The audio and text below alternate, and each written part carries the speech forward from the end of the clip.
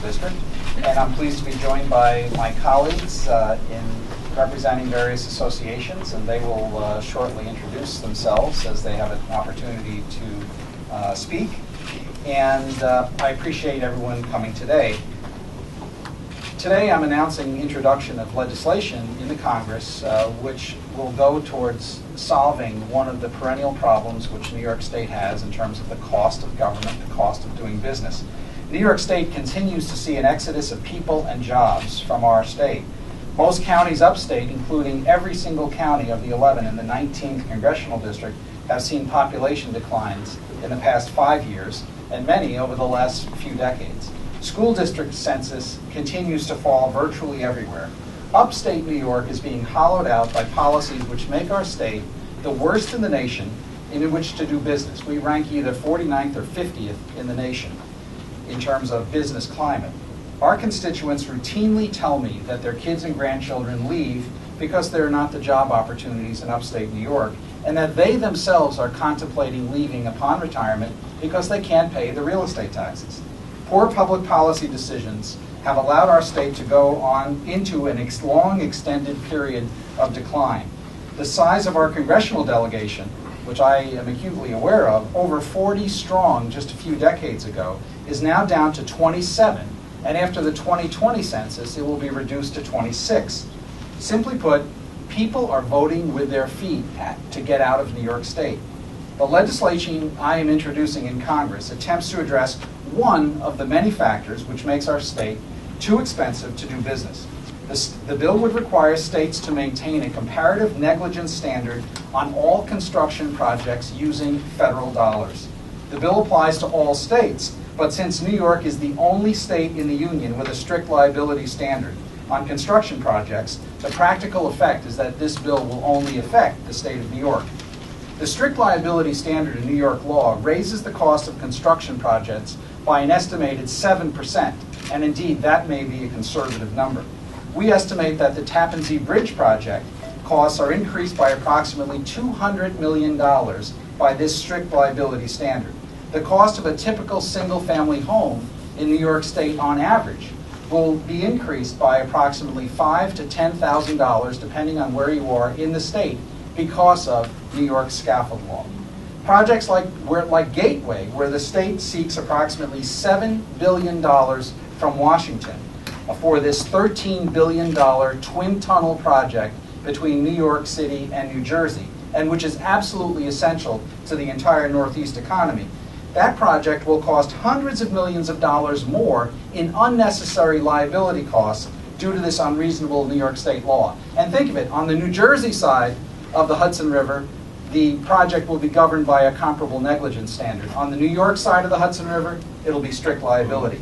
Keep in mind that 49 other states utilize a comparative negligence standard, allowing a project owner and contractor to introduce a defense to a liability claim. Only New York State has this strict liability standard, and even New York uses comparable negligence in civil damage cases in other areas. Only in construction cases relating to gravity-related falls does New York State use strict liability. Keep in mind also that reforming this law would not adversely affect worker safety.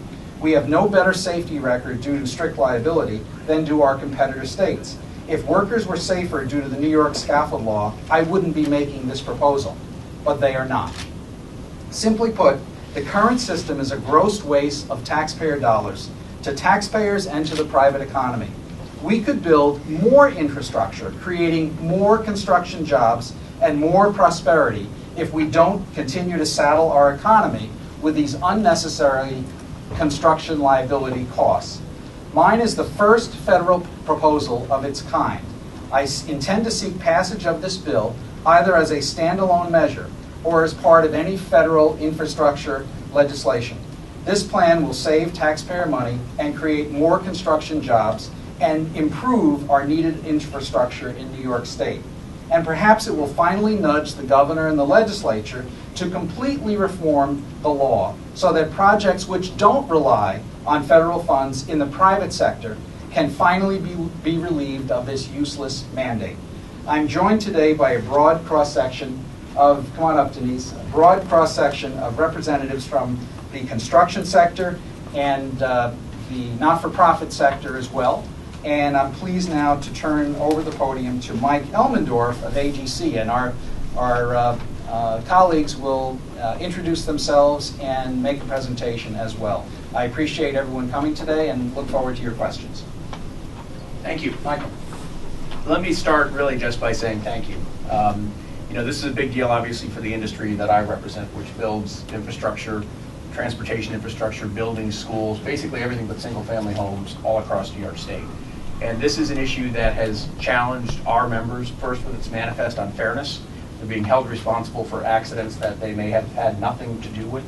And so I want to thank you on their behalf, because this is a tough issue. Those who pay attention to what goes on in Albany know that this has been talked about here for a long time. It's been talked about when you were in Albany. It's one of those things when you go to talk to people about it, they may even roll their eyes because they say, oh no, you're here to talk about that again. But to take this issue on as you are, Congressman, and in this political environment to do it the way that you are, it's leadership and it's courage, and I think all of us up here agree that we want to thank you for that, and we wish we had more folks that were willing to do what you're doing here today. But this isn't just a big issue for the construction industry, because as the Congressman said, this is something that literally is impacting and raising costs and hurting every man, woman, and child in the state of New York.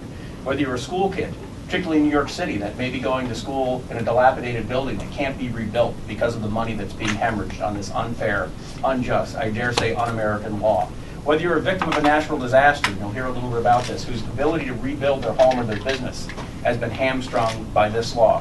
Whether you're a property taxpayer, paying the highest property tax burden in the country, in part because of this law, because every project that every school district, town, county, village, city in the state constructs, they too are held absolutely liable. Because the absolute liability standard of the scaffold law doesn't just apply to contractors like our members, it applies to the owner too. So all those owners, farmers, school districts, everybody, private employers are being sued and held absolutely responsible without the ability to defend themselves. Think about that. In America, that's what's happening. This is one of these things where I go talk to my colleagues around the country that represent this industry, and you tell them what's going on in your state, and you talk about the scaffold law. And they look at you and they say, well, I'm sure it's bad. I'm sure it's really bad. But it can't be that bad, right? There's got to be a little bit of hyperbole here. It is that bad, and it's only in New York. And so what the Congressman is doing today is protecting all of those groups. And as he said, it's protecting construction workers too. Because this law, despite what the few who try to defend it say, it is making construction sites less safe. And here's why. Because the contractors like our members who invest the time, the energy, the resources, the training in safety, in rigorous safety programs, and enforce them at their job sites and create safe workplaces, as every contractor should, for their workers, are treated the same way in court as those bad actors that you read about in some of the New York City tabloids and elsewhere, that when there's an accident, they go running away from the scene. Those people have no business in this industry. They should be penalized. They should be held responsible when a worker is injured. But under this law, you know what? Because the facts don't matter. They're treated the same way in court, and they're treated in the same way by insurance when they go to get insurance, because your lost history doesn't matter. So thank you for protecting the workers too, and frankly protecting the taxpayers of America. Because we need to rebuild our state, we need to rebuild our country, and we're doing less of it than we should be able to do in New York because of this law. It's high time that it changed, and thank you for taking the lead on this today. And it's now a pleasure for me to introduce my friend and colleague, President and CEO, there she is behind me, President and CEO of the Business Council of New York State, Heather Breschetti. Thank you, Mike. And thank you, Congressman Faso, for, I think, this very courageous legislation. The Business Council of New York State has long advocated for the repeal of the scaffold law.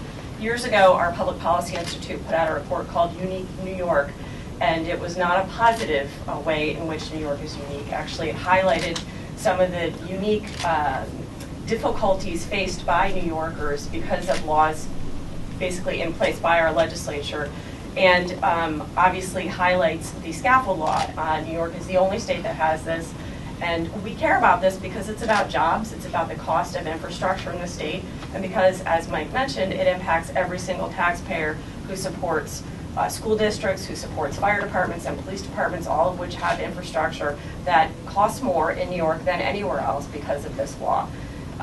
It's estimated that repealing the scaffold law in New York would result in 27,000 plus new construction jobs. And if we were to estimate what that would mean over time, that's not just 1 year, that's additional jobs every year. That could be building new structures and saving taxpayers money and protecting the workers in a way that is much more effective than the existing system. One state had a scaffold law, did repeal it, saw a reduction in workplace injuries. So I think it's very hard to argue that the scaffold law actually protects workers. In fact, as Mike mentioned, it may disincentivize those bad actors from putting in place safety programs because essentially it doesn't benefit them in any way because they're going to be held strictly liable either way. I am also pleased to introduce the next person, which is Judith Nelson, who is the President and CEO of Habitat for Humanity of New York State. Thank you.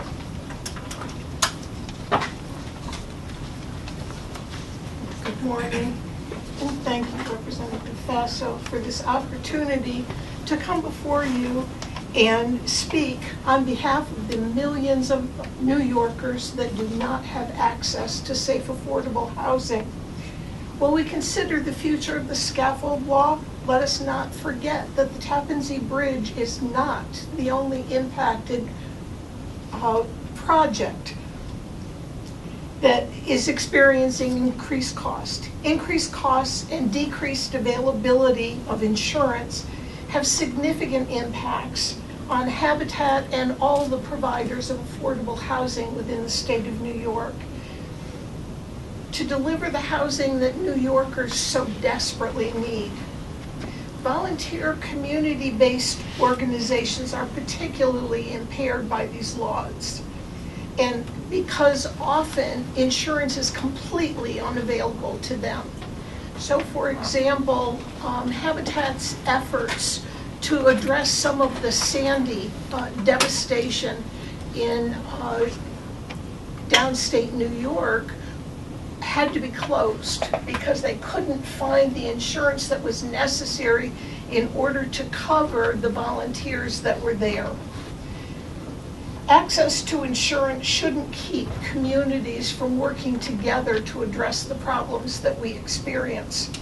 It is critical that as communities, we strive to protect our members, that our communities thrive, and that we have opportunities for all.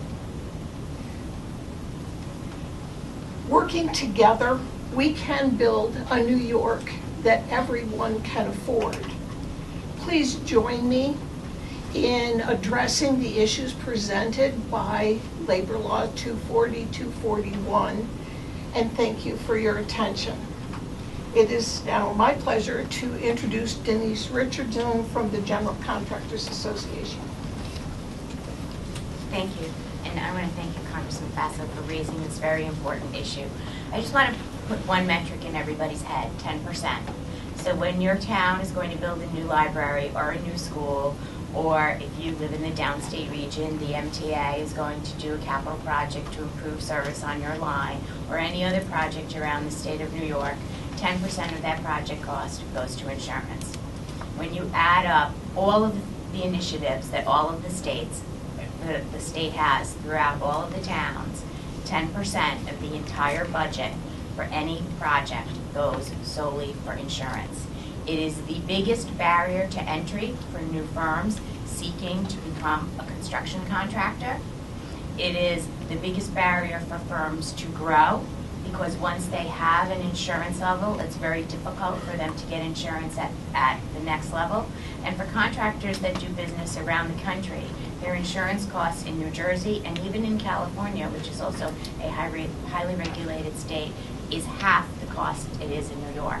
So as we compete for federal funds with other states around the country who can demonstrate that they can bring their projects in at a much lower cost, just remember that one of the biggest barriers for our competitive advantage in seeking federal funds is the scaffold law. And for this reason, I thank you so much for raising the issue, because without you bringing it to the attention, we've talked about this for years in the state legislature and nothing has gotten done.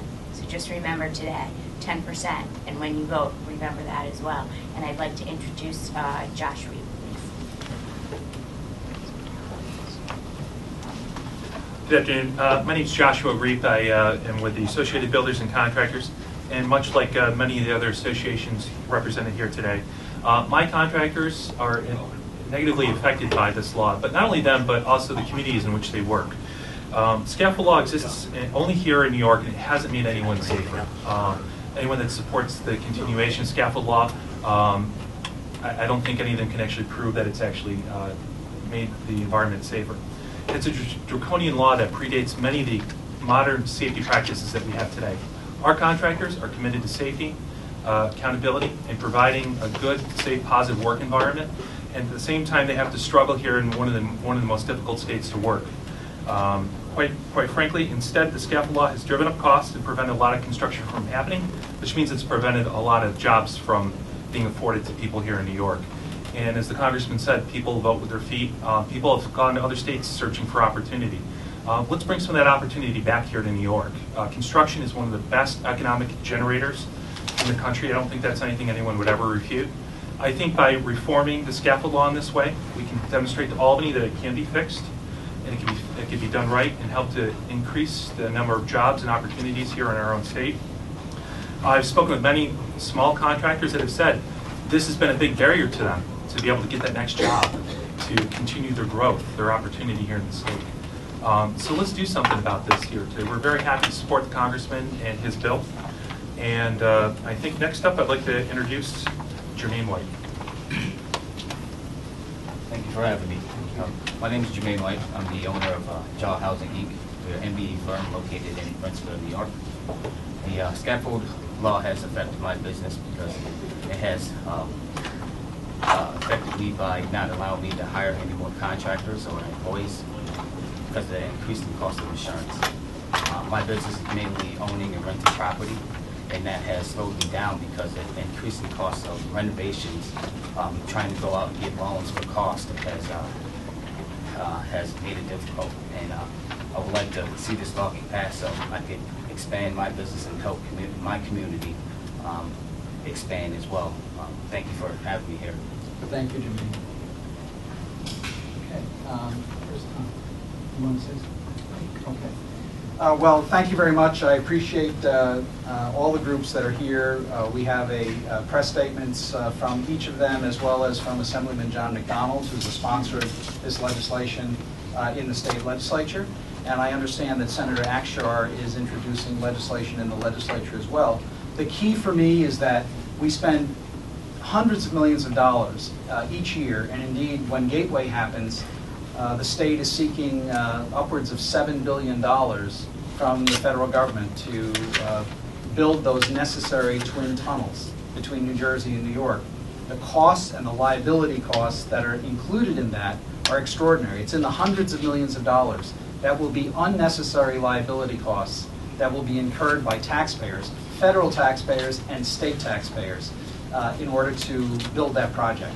We shouldn't waste taxpayer dollars. We should get more construction done with our taxpayer dollars, not less. So I'm pleased now to open it up to any questions that anyone might have for me or my colleagues here today. Congressman, you've got this bill, you've got the Medicaid bill, Congressman Collins has a SAFE Act bill. It sort of seems like there's been this a bit of a trend in introducing legislation that would impact New York specifically at the congressional level. And I'm just curious, I mean, is this the way that you all see impacting New York policy in a legislature environment that wouldn't otherwise take up these causes? Well, you know, Matt, I thought of the Medicaid amendment, and I'm still committed to that. I was pleased to be able to draft it and get it in the House legislation and the Senate legislation, but we know that effort fell apart. But I'm still committed to that. And so I thought of that Medicaid legislation when I was campaigning last year. A property owner and a business owner in Ulster County told me that between his business and his home, which were on adjacent properties, he pays $20,000 a year in real estate taxes. And he said, I remember his quote, he said, I have to sell a lot of hamburgers and a lot of beer in order to make $20,000. So the impetus on this scaffold law change was also something from my years of experience in Albany. I know what this means, and I know what it costs both the nonprofit sector, organizations like Habitat for Humanity, and the housing groups that build affordable housing projects, but also the contractors who build projects large and small in our state, private roofers, home builders, etc. We have extraordinary amounts of federal dollars that are being spent. So my idea about the federal dollars was to link the receipt of the federal dollars to the recipient of those dollars agreeing to a comparative negligence standard. And this is something that is completely within the prerogative of Congress. Congress should not have taxpayer money, federal tax dollars wasted unnecessarily. And the scaffold law is a perfect example of state law impacting and costing federal dollars more than it should. So it really, I don't see them as being related. I just see it as a product of my experience here in Albany, knowing the things that we need to fix in upstate New York and throughout the state to make our state a better place to do business, a better place for jobs, and a better place to get things done. Just to follow up on that point, do you feel now, as a member of the House majority, you have a better ability to impact some of those policies you've been working on for years than you did when you were with the minority in the Assembly? Well, I do, and it gives me a different perspective on that process. But look at Gateway. Look at the Tappan Zee Bridge. Look at the hundreds of millions of dollars that are spent each year on affordable housing projects, on community development. FEMA, the story that Judith relating to Habitat for Humanity. We heard this, the Sandy aid, which many communities and many homeowners are still trying to get redress from that disaster in 2011. Hurricane Irene and Tropical Storm Lee in my district. So all of these reconstruction, rebuilding projects are financed in large part with federal dollars. Federal dollars, as you know, my belief is that federal dollars shouldn't be wasted. And the liability law and the liability standard in New York wastes federal dollars on unnecessarily high liability insurance costs.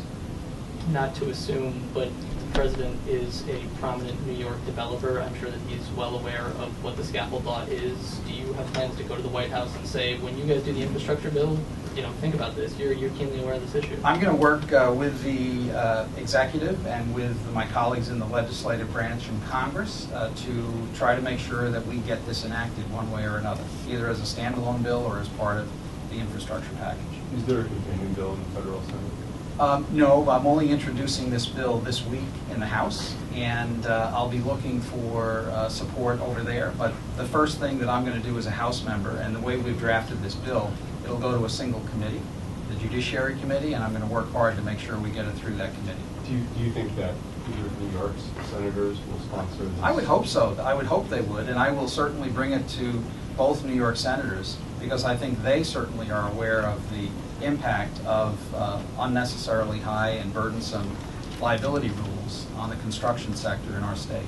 And then maybe, Mike, or what percentage are we talking about of construction in the state is this going to impact? How much of the construction market, plus or minus, is federally financed? It is very hard to quantify that because if you're dealing with, say, a private developer who builds single-family homes, there are no federal dollars attached to that, so this legislation wouldn't affect it. If you were a homeowner, looking to replace your roof on your home, you, the owner of the property, and the contractor are strictly liable if someone is injured in a gravity-related fall, regardless of whether that employee was drunk, for instance, on the ladder or violated safety rules, etc. There's no ability to introduce a defense.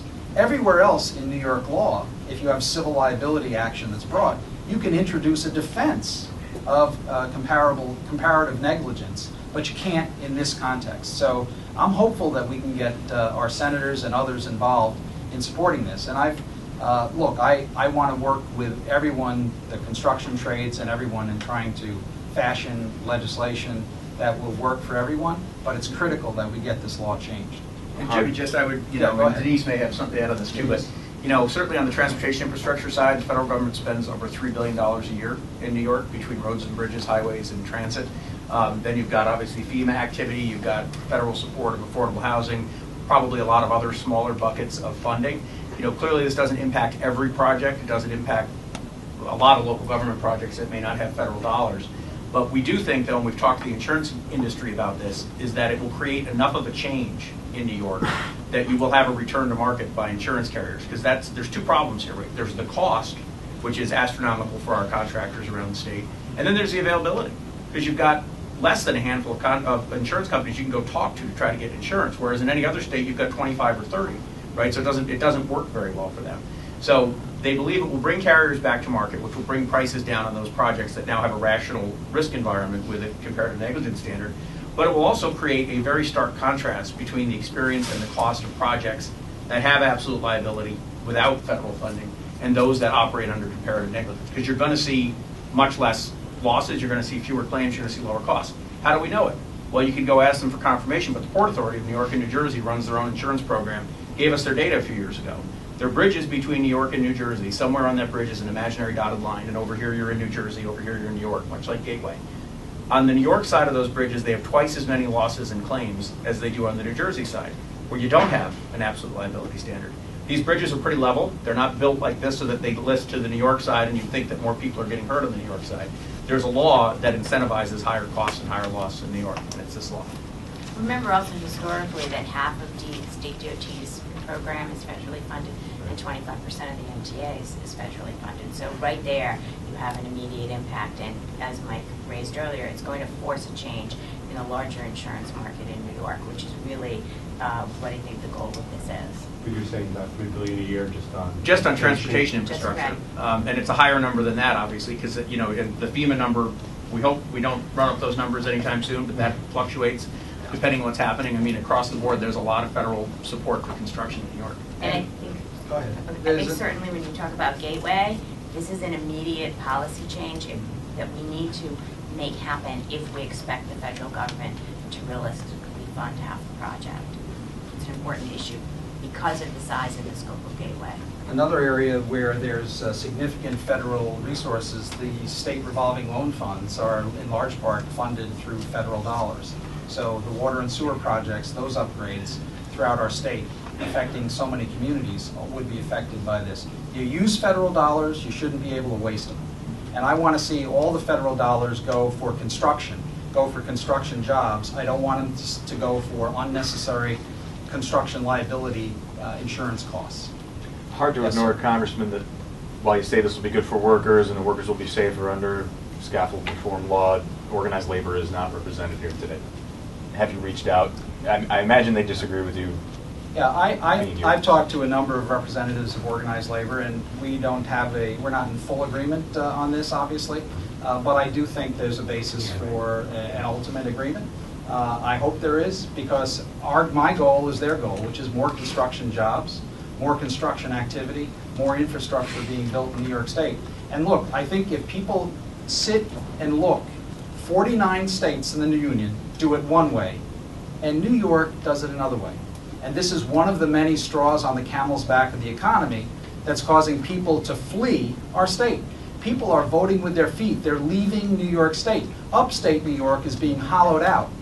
When you think 40 years ago, we had over 40, I think we had 43 members of Congress representing this state in Washington. Today we have 27, and after 2020 it'll be 26, because people continue to leave our state. And we have created a perverse incentive for people to leave, and because we do not have the business climate that we need in order to facilitate more jobs, more employment, more prosperity. That's what this is all about. Do you, can we go off topic? No, Want to ask me after? Go ahead. Go ahead. Graham Cassidy, do you support Graham Cassidy? It's obviously starting to move in the Senate. Yeah, I have serious questions about how that would play in New York State, and I'm concerned about some aspects of it, but candidly, I haven't looked at it in depth for the last few months, and let's see what the Senate does before I speak more definitively about it. Do you think that there's any way, because my understanding is that your amendment wouldn't survive the Byrd rule, the state takeover? Yeah, the parliamentarian made that ruling that it would not survive the Byrd rule. The Byrd rule is very, very difficult to get things through, and suffice it to say that I'm still working on different avenues to address the Medicaid burden of our state. You know, just one little factoid, the $2.3 billion that the taxpayers spend in the 57 counties outside of New York City is more than what the local taxpayers spend on Medicaid in the 49 other states combined. That's another example of how out of line New York State is. Just like this 49 states every state has strict liability. Thank you, everyone. Thank you for coming today, and I thank all of my colleagues for their support. And I would also note there are a number of organizations which weren't able to come today, but the Real Estate Board, New York City, the New York City Partnership, they have embraced this legislation as well. So I think that's a great start. Thanks again.